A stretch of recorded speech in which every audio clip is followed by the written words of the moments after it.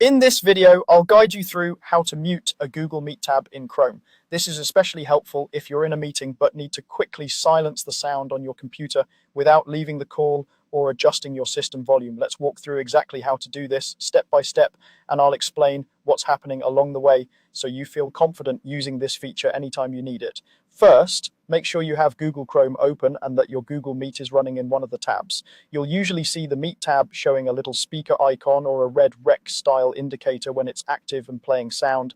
It helps to clearly identify which tab is producing audio before you mute anything, especially if you have multiple tabs open. Now, move your mouse up to the top of the browser window where all your tabs are displayed. Look for the tab that has your Google Meet session. You can usually spot it by the Google Meet logo or by the meeting name that appears in the tab's title.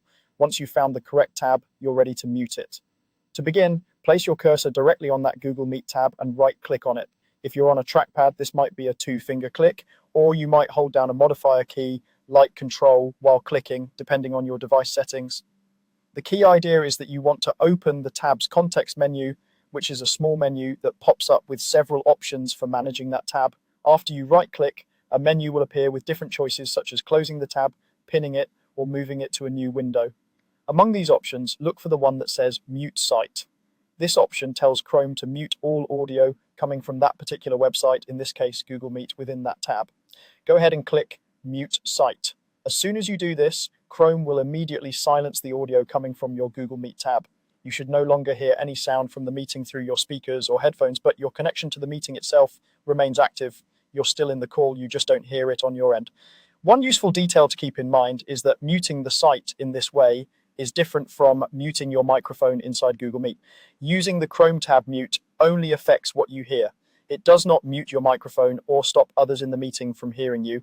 If you need to mute yourself so other participants can't hear you, you'll still need to use the microphone button inside the Google Meet interface.